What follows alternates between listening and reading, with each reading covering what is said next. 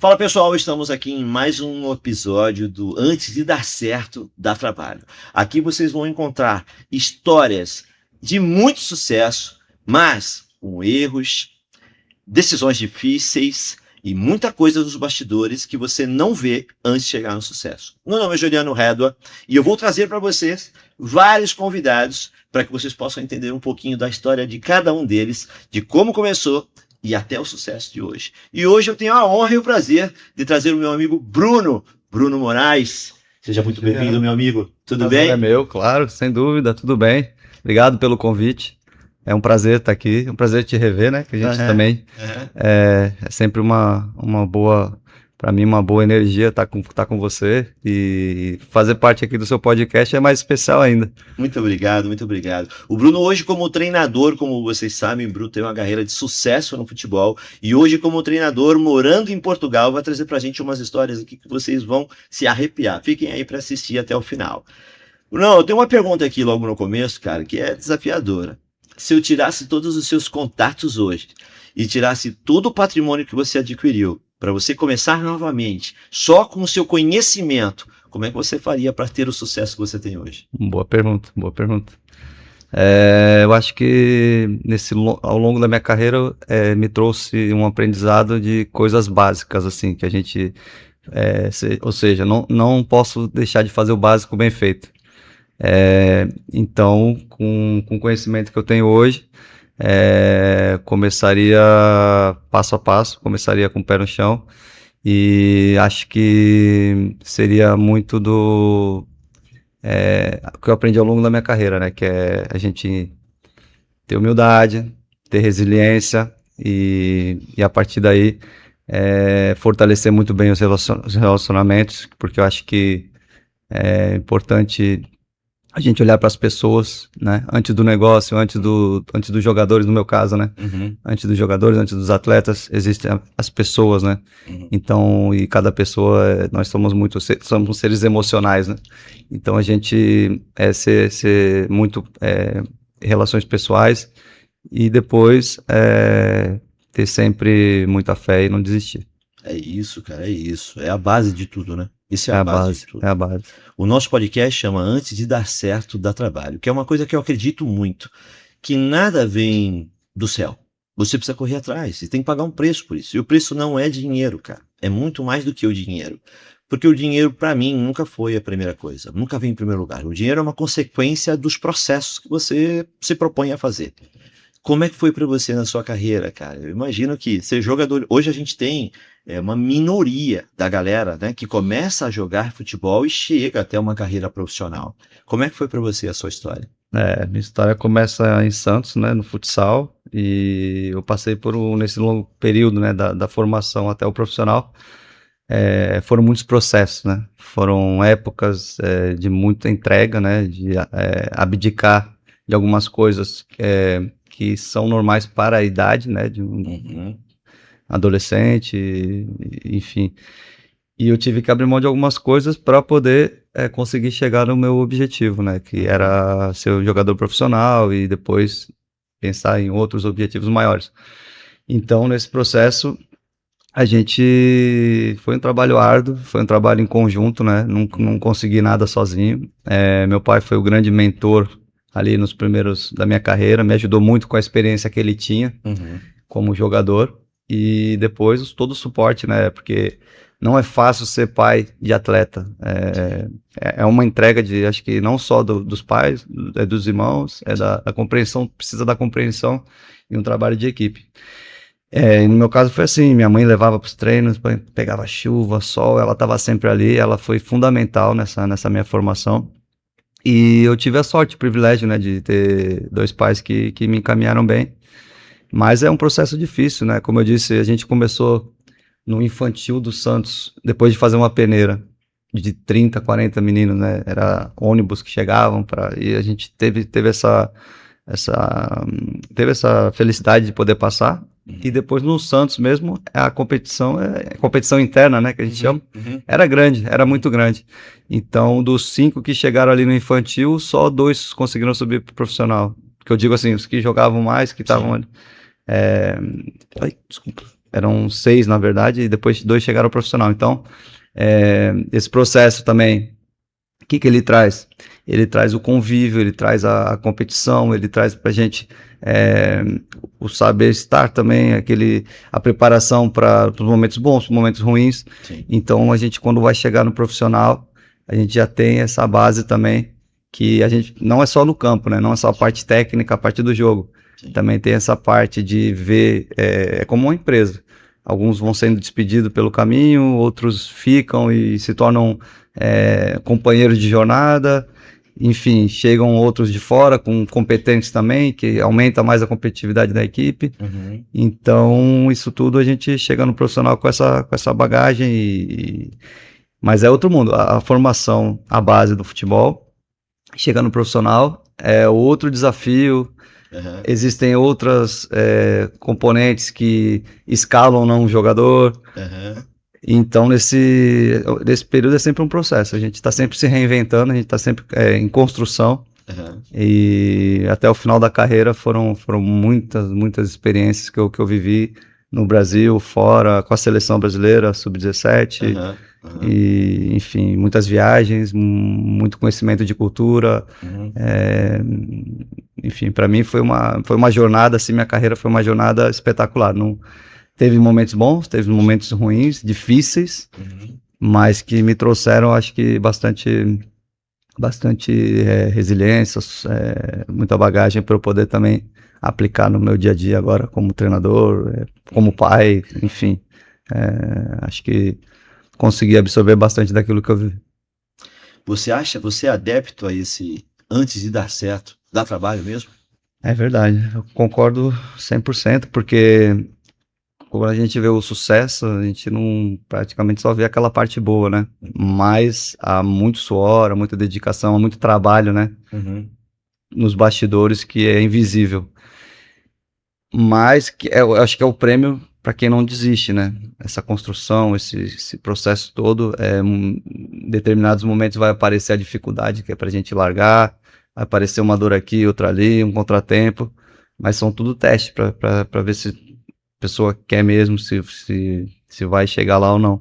Então, dá trabalho mesmo, mas no final é compensatório, né? Para quem não desiste. É isso. Eu ia fazer justamente essa pergunta agora. Você já pensou em desistir no meio dessa trajetória do seu processo? Algumas vezes você pensou em desistir? Ah, assim, eu não gosto muito dessa palavra, não sou muito de desistir, mas já teve situações bem difíceis, porque na minha carreira eu tive muitas lesões, né, Juliano? Não sei se você já acompanhou, Sim, eu joelho, tive né? lesão de joelho, lesão grave, e é complicado você retornar de uma lesão de LCA, você volta depois de 7, 8 meses e tá tudo diferente já. Aquele seu lugar na equipe, o treinador, as condições que você tinha no clube, então é bem difícil para um jogador voltar da lesão.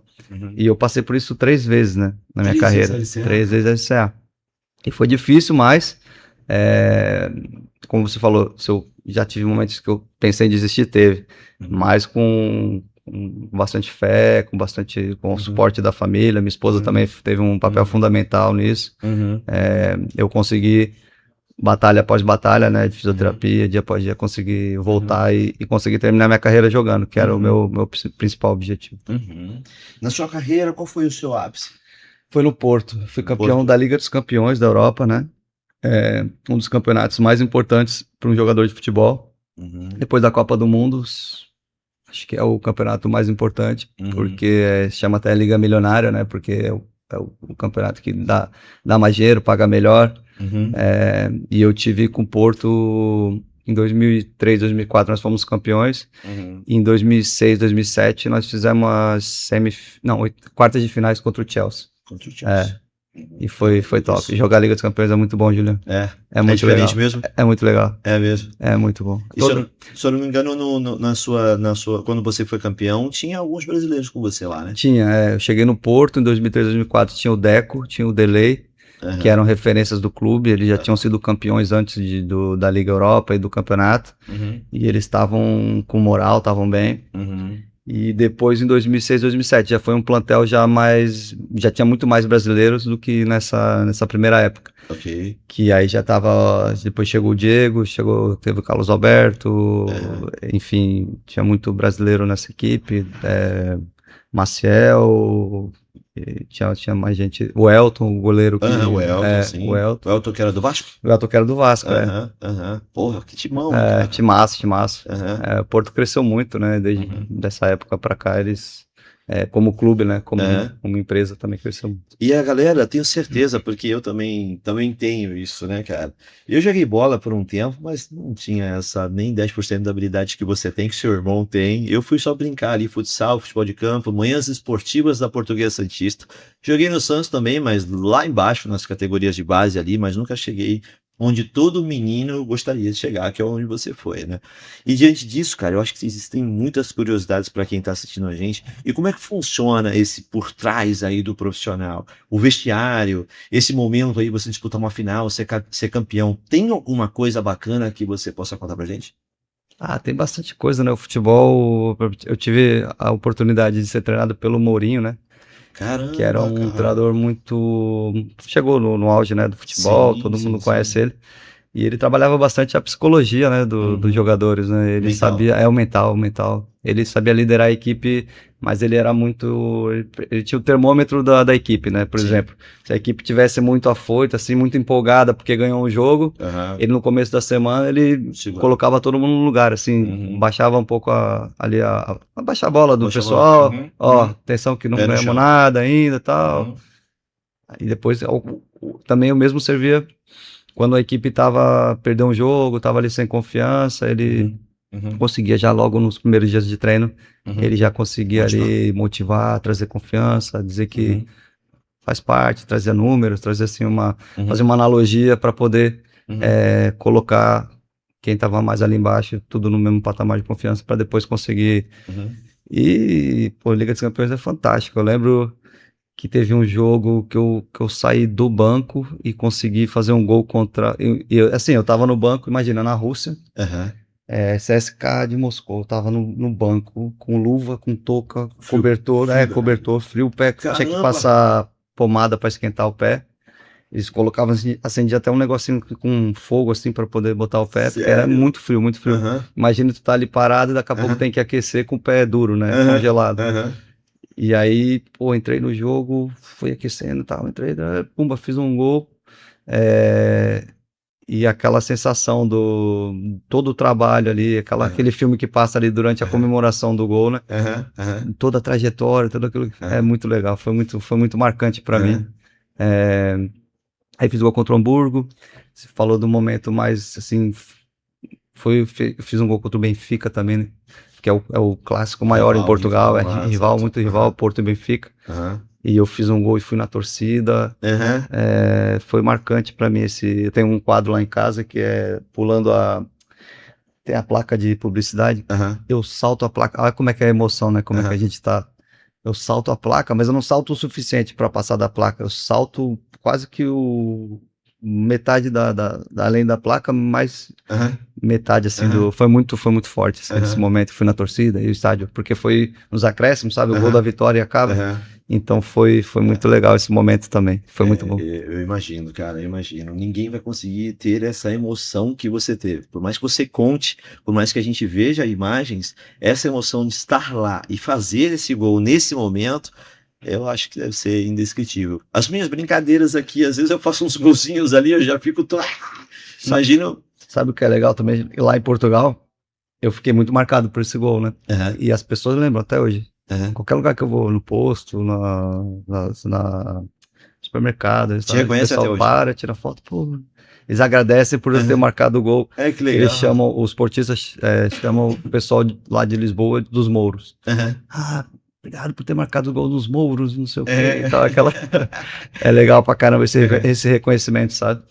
E por isso também tenho muito carinho pelo povo português, pelo país e tudo. E já tô muito tempo lá e tô muito bem, ó. E essa diferença entre o futebol lá A sua carreira foi praticamente toda em Portugal, né? Foi. Essa diferença do futebol de Portugal, essa rivalidade de torcida, com aqui no Brasil, você acha que tem sim essa diferença? A galera aqui na América do Sul é realmente mais caliente, o negócio é mais fervor aqui no Brasil do que lá na Europa? Eles também lá são bastante apaixonados pelo futebol, eles se informam muito. Uma coisa que eu vejo que todos os torcedores lá são muito bem informados, sabe? Eles acompanham o clube diariamente, as notícias, tudo. Eles estão muito atentos a tudo que acontece no clube. Aqui no Brasil, eu acho que na América do Sul, temos mais Só que eu acho que aqui extrapola um pouco para o lado mais da violência. Lá acontece também, alguns casos ou outros. Mas eu acho que aqui ainda é mais desrespeitoso, de forma geral, é mais desrespeitoso com os profissionais, com os jogadores, treinadores, com diretores, presidente. Acho que há um contato muito pessoal que lá só acontece se, por exemplo, tiver numa crise muito grande, tiver um escândalo, alguma coisa assim, mas no normal do dia a dia não há um respeito. É diferente. A gente conhece alguns amigos que são, né, do ramo, e aí falam, puta, Juliano, eu não volto pra cá. Não volto pra cá.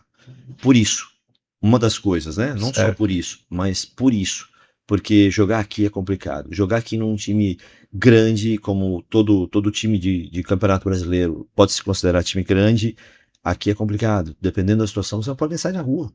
É assim mesmo? É assim. Eu voltei para cá numa situação com a Portuguesa, mas a Portuguesa estava numa série C, não série B, mas estava já praticamente num momento difícil e queda de divisão. Mas o meu irmão jogou aqui e a gente acompanhava o relato dele com relação aos colegas também de equipe, sim. Existia ameaça de familiares, e os caras que já jogaram lá na Europa, que é mais tranquilo, os caras falavam, não posso tá aqui treinando, tá jogando, e tô preocupado com o que vão fazer na minha família, não posso sair, não tenho liberdade para ir num centro comercial, num shopping, e aí fica muito difícil viver aqui, e aí muitos deles ou acabam por voltar para a Europa, ou até às vezes param a carreira e param de jogar, né? A galera não sabe o que vem por trás, né? Sim, acho que não deveria ser assim. Eu acho que deveria haver uma mudança, uma reforma geral. Acho que deveria haver mais pessoas do futebol também, para ex-treinadores, porque não existe carreira para ex-treinadores, né? Você vê um Luxemburgo que percebe muito de futebol, que já não tem tanto mercado, mas é muito assertivo naquilo que fala, e poderia estar num cargo superior, né? Escolhendo bons treinadores, escolhendo a base aí, né, dos clubes e orientando nesse sentido. E você não vê, então acho que falta aí uma reformulação geral, contratos, né? A gente vê um clube, é responsabilidade dos clubes, né? Das pessoas que estão à frente do clube, fazem dívidas, contratam a torto direito e depois deixam o clube falido, E não é só no Brasil, um pouco para a Europa também tem. Agora tem um caso em Portugal que aconteceu com o Boa Vista. Meus filhos estão jogando no Boa Vista, e há uma incerteza muito grande se o clube vai continuar ou não, porque corre o risco de fechar o clube? Corre o risco de fechar o clube e perder o patrimônio maior, que é o campo, né? Ali o estádio.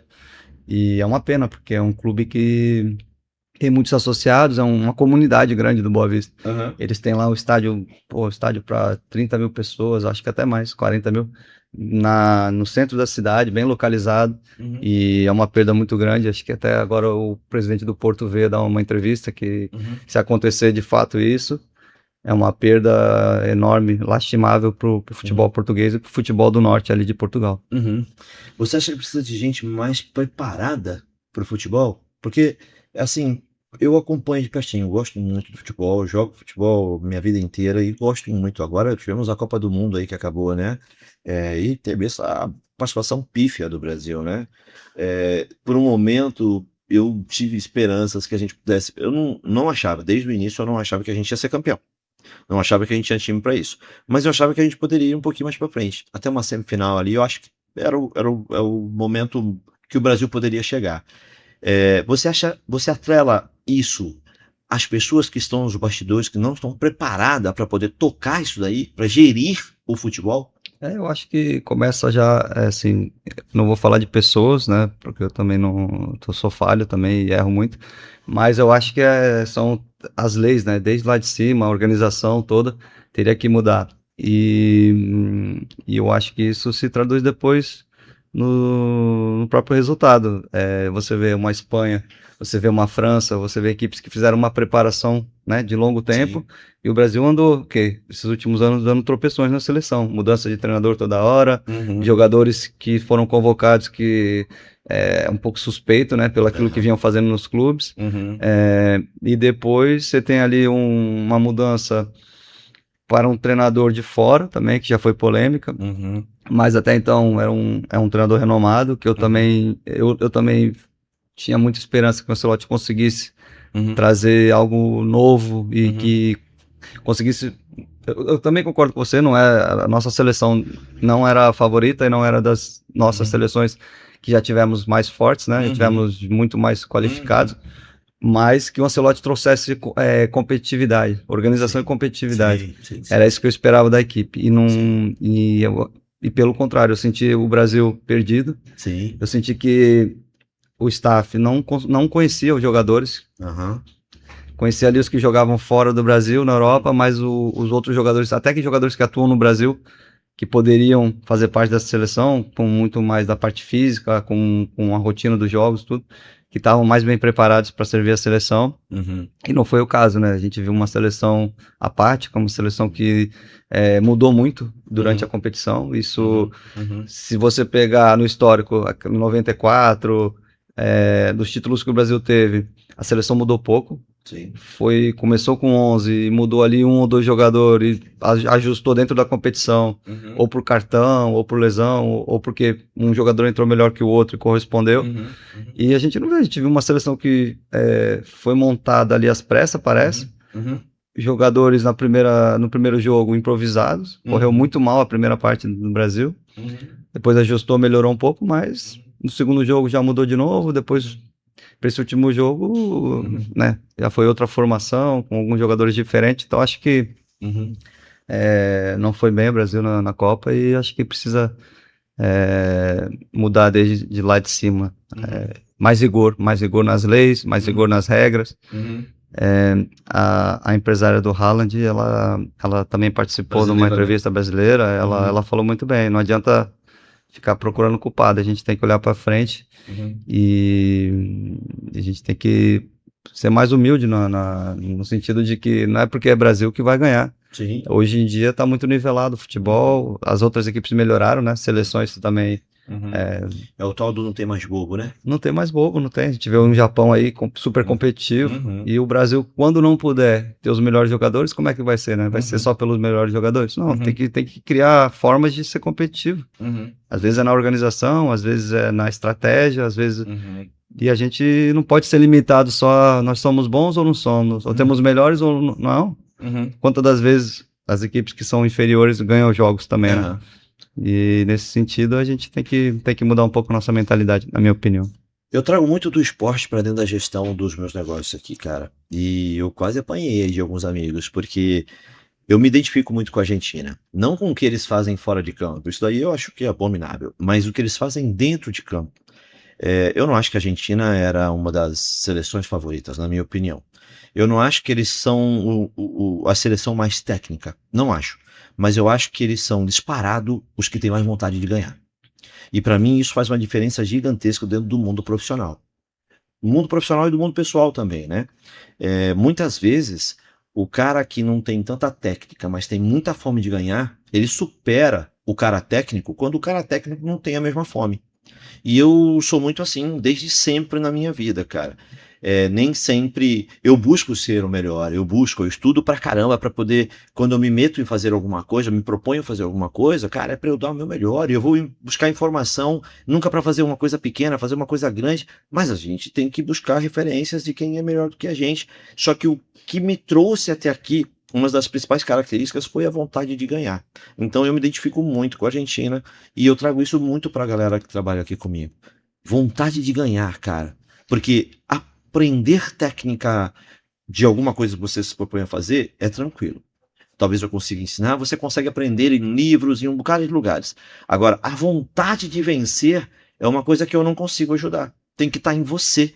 E essa é uma porta que abre de dentro para fora. Eu não consigo ajudar para abrir essa porta para você. Esse detalhe de ter vontade de vencer tem que partir de você, cara. Tem que estar no seu combo. E eu acho que a Argentina tem muito isso. Os caras não se entregam. 45 do segundo tempo, 1-0 para o adversário, eles estão acreditando. Eles estão acreditando que é possível virar. E aconteceu na Copa do Mundo algumas vezes isso. Na final, cara, como no linguajar popular, né? A Espanha passou o carro na Argentina, cara. Eles não fizeram nada. 21 chutes a gol da Espanha no jogo, nos 90 minutos, e nenhum chute a gol da Argentina, cara.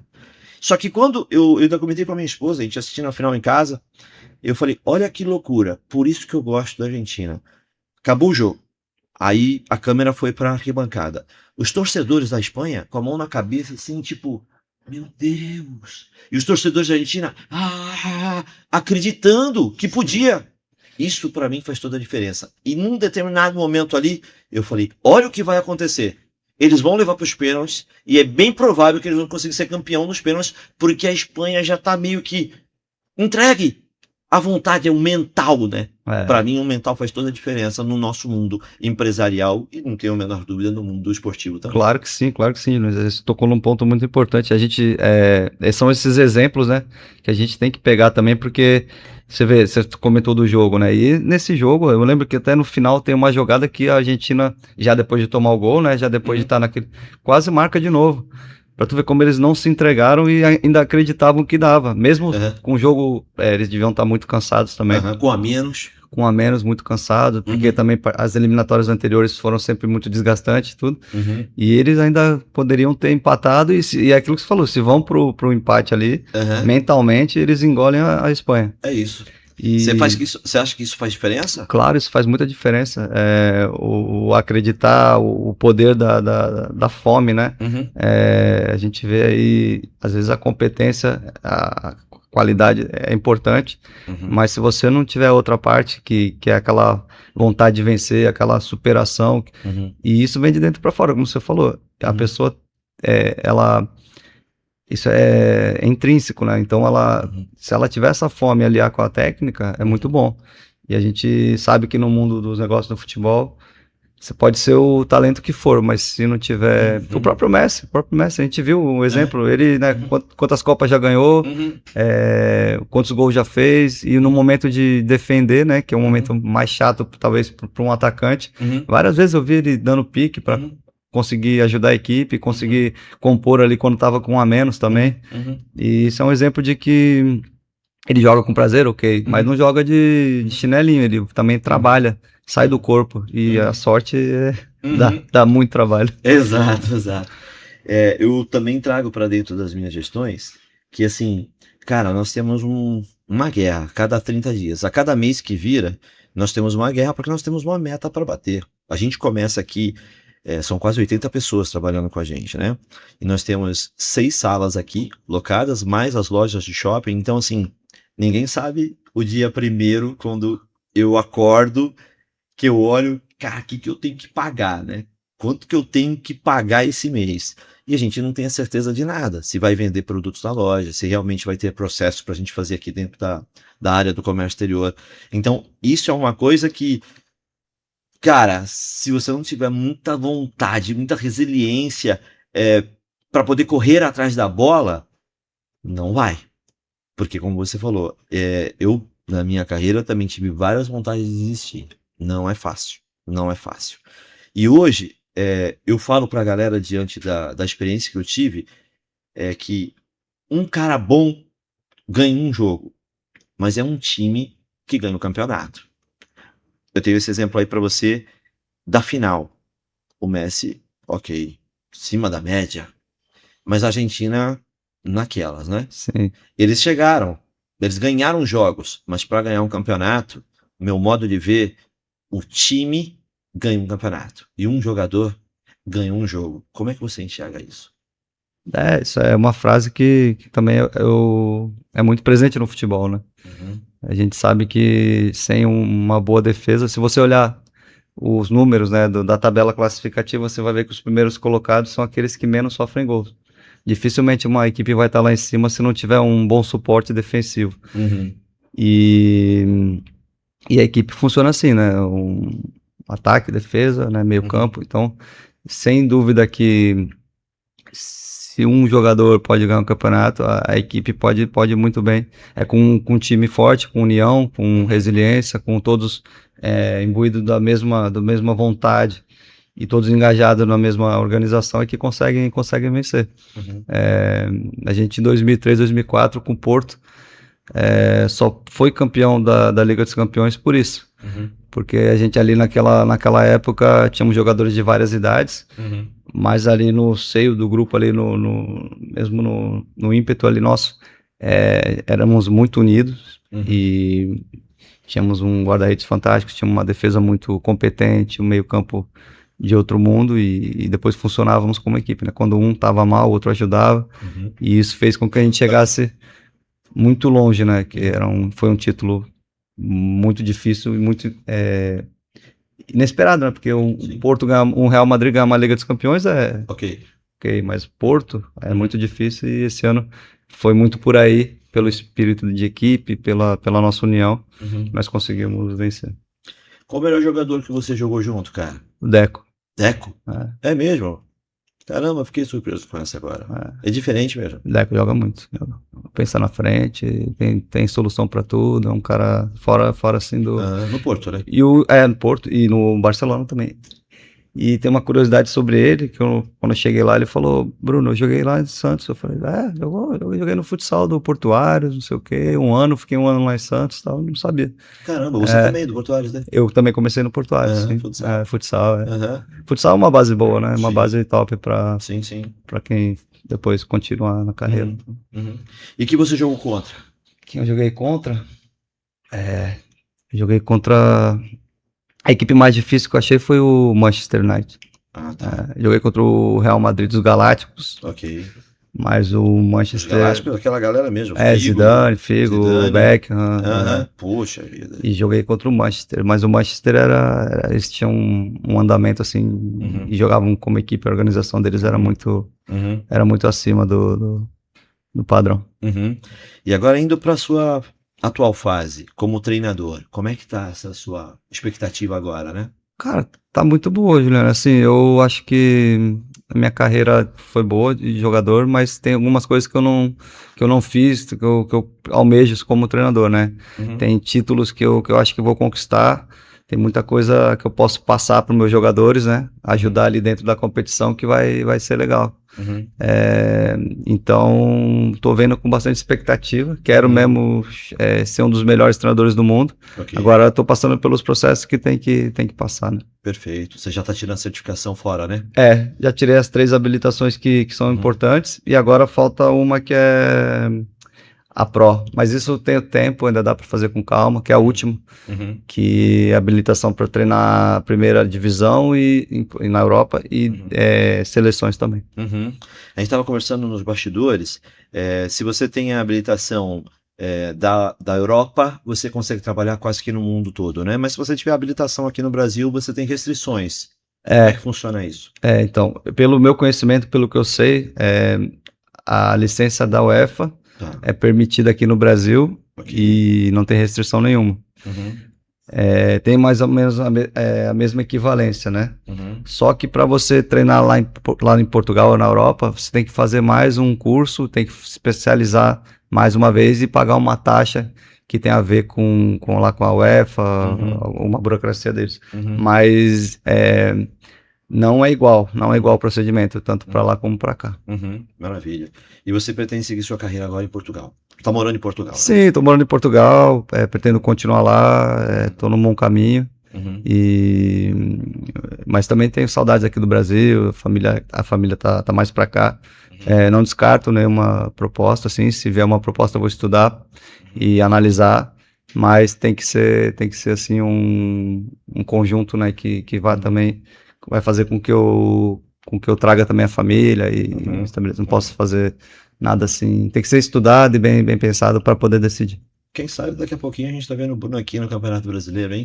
É, Pra mim seria uma honra, cara, ver você aqui. Imagina, tomando conta do Santos. Já pensou? é um desafio enorme, mas Aham, é também um orgulho e aham, um senso de responsabilidade muito grande treinar o Santos, principalmente que é o Santos, é um time do coração. uhum, Mas é sempre voltar para o Brasil é sempre um motivo de alegria para mim. uhum. E como treinador, vou fazer uma pergunta relativamente polêmica e você responde se você achar que tá tudo bem. Sua seleção brasileira, O hoje, 11, o 11. os 11. Ah, bom, vamos lá. Eu gosto muito, ainda manteria o Alisson na baliza. Acho que é o dos goleiros no momento, é o goleiro com um bom ali rastro de experiência e qualidade. Uhum, Na lateral, preferia jogadores mais jovens, né? Eu respeito muito o Danilo pela carreira que fez. O Danilo jogou nos dois clubes, que é o Santos e Porto. Respeito muito, mas eu optaria por um lateral mais jovem. O Wesley estava bem, eu acho que o Wesley estava bem, mas quando o Wesley machucou, deveria ter sido convocado um jogador da posição para suprir essa necessidade do Brasil. Ia buscar um Mateuzinho, ia buscar um lateral mais novo, assim. E depois, a zaga, eu acho que não estava de todo mal. Talvez tivemos azar com o Militão também das lesões, mas o Marquinho e o Gabriel poderiam ser da minha seleção. uhum, Na lateral esquerda, eu optaria por um jogador um misto de experiência e também qualidade. Talvez seria o Alex Telles. uhum. É, eu conheço bem o Alex Telles, acho que ele Alex com Telles no 33 Botafogo. anos, 33 ainda dava para Botafogo, né? Botafogo. Pra mim também. Ainda dava, é um jogador que tem a bola parada, é um jogador experiente, mas que ainda tá com a parte física ainda tá bem. Uhum, Depois a questão do meio campo. É, o Brasil, para jogar com o Casemiro, acho que precisava jogar três, meio campo a três. Continuaria talvez com o Casemiro mais no meio campo a três, com o Paquetá e com o Bruno Guimarães. ok. E depois aproveitaria a velocidade dos nossos jogadores da frente, né? O Vinícius e talvez o Rafinha pela direita, ou o Luiz Henrique. Uhum, E na frente teria que ser um jogador mais 9, né? uhum, Poderia também pensar no Pedro, uhum, ou então apostar no Endrick logo de vez uhum, e a gente ter é, essa dinâmica do 4-3-3, né? uhum. Mas era mais por Estevão aí. tem espaço na O sua Estevão seleção? tem espaço, Rodrigo, o Estevão, o João Pedro também do João Pedro, Chelsea, são Rodrigo. jogadores que estão bem, né? Uhum, E uhum, sim, levaria o Neymar para a Copa na mesma, mas ok. levaria ele Essa numa pergunta que eu situação. fiz agora, que é uma polêmica danada, Eu né? acho que ele foi com uma pequena lesão, tanto é que não estava disponível para o primeiro jogo. Muito Então bem. pro treinador é sempre um sinal de alerta para tomar cuidado também, para não forçar e depois Uhum, machucar, né? uhum, Ia tentando encaixar ele entrando nos jogos e tudo. uhum, Conforme ele uhum, tivesse melhor, uhum, ia, uhum, ia botar ele mais tempo. uhum. Eu acabei criando uma expectativa porque, poxa, Lancelotti, para mim, um dos melhores treinadores do mundo, enfim, sendo um estrangeiro para poder dirigir a seleção brasileira, tá, ok, beleza, mas eu acho que nós não temos hoje treinadores brasileiros nesse nível. Então eu traria, sim, o Lancelotti para cuidar do Brasil, mas eu acho, cara, que a nossa safra tá muito ruim. Eu acho que é uma das piores seleções que nós já tivemos de todas as Copas. Né? Cara, tá muito ruim. E eu não sei se nós perdemos a identidade. Eu tenho a minha teoria sobre isso. E eu Manda. já falei em outra oportunidade. Por que que nós tivemos grandes jogadores? A gente tem que voltar no passado para poder olhar para o futuro, né? Uhum. Quem foi os treinadores de Ronaldo? Quem foi os treinadores desses caras todos? Se for conversar com eles, você vai ver que na base tinha sempre por exemplo, no Santos tinha sempre um senhorzito, tinha sempre em outros clubes, né? Alguém que jogou, alguém que olhava para os meninos de forma ali com um olhar mais de futuro, um olhar mais. E o treinador que jogou futebol é diferente de um treinador que saiu da faculdade. Sim. Não por causa mas pela experiência que teve na vida, né? Uhum. Na vida, Uhum. e já passou por muitas situações dessas. Uhum. E eu acho que se inverteu os papéis. O treinador passou a ser alguém que tinha muito conhecimento da parte teórica e não tinha o conhecimento da vivência de vida e de jogo. Sim. E o treinador, que deveria ser o principal, que é o treinador que já tem isso tudo, acabou por perder espaço nas formações dos clubes, né? Sim. Então, perdeu-se aquela essência do futebol, porque os treinadores novos que vêm da teoria da faculdade, eles estão pouco preocupados com os jogadores, estão preocupados com o resultado da equipe, porque se não ganhar, vão ser mandados embora. Ou vão perder espaço, vão para categorias mais inferiores. E a gente tinha que olhar para essa primeira infância do futebol, sabe? Ali, as primeiras categorias é muito importante. Trabalhar a parte técnica, trabalhar o improviso, ter liberdade para criar. E essa dinâmica que acho que mudou no futebol. E para a gente poder buscar isso vai demorar de volta, né? Eu acho que sim. Acho que a gente precisa fazer essas mudanças, né? Principalmente como eu falei, um exemplo, né? Talvez o pós-treinador começar a exercer uma função mais de dirigir melhor o futebol no Brasil. Ok, tivemos treinadores que alcançaram um nível muito alto, foram campeões, mas e depois, né? Pararam e não tem função no futebol, não. Esses caras aqui deviam estar do lado do presidente, esses caras que deviam orientar ali a formação do clube, supervisionar, e aí acho que vamos voltar a ter um futebol alegre, um futebol com nossa identidade, né? Não adianta a gente aprender. Eu acho que o Brasil também é importante aprender outras culturas e se servir para nós a gente encaixar, né? Porque a organização da equipe da Espanha, né? O Brasil pode jogar assim e ter bola no mesmo tempo e quando chegar ali no último terço do ataque ser criativo também. Porque o futebol não é só driblar, não é só, né? Falam, nós perdemos a identidade, o Brasil era um futebol alegre, não sei. Mas você via em 94 também, quando era preciso defender, o pessoal defendia. Tinha uma organização ali. Então, a gente pode ter as duas coisas, né? É por aí que eu acho que a gente vai voltar a ser uma equipe forte e competitiva. Perfeito, perfeito. Agora, para um lado mais pessoal, cara, o que é família para você? A família é base, né? Família é o lugar onde a gente vai buscar ali o equilíbrio, o nosso legado também, né? Da onde a gente veio e é o que a gente vai deixar também para esse mundo. Né? Essa galerinha nova aí seus filhos, o que você faz hoje é para eles? Sim, também é para eles, né? A gente não pode esquecer também da gente, né? Se ficar só para eles também a gente perde o nosso foco. Mas sim, eu me dou muito para eles são prioridade em muitas coisas, né? Nas decisões são prioridade também. Conjugar isso tudo, quem é pai sabe, não é fácil, mas eu acho que a gente tem essa responsabilidade, né? A partir do momento que a gente tem filho, a gente tem que dar o nosso melhor para eles. É isso. E Deus para você, cara? O que significa Deus para você? Cara, eu acredito em Deus, respeito muito todas as religiões e todas as direções, né, que vão levar a Deus.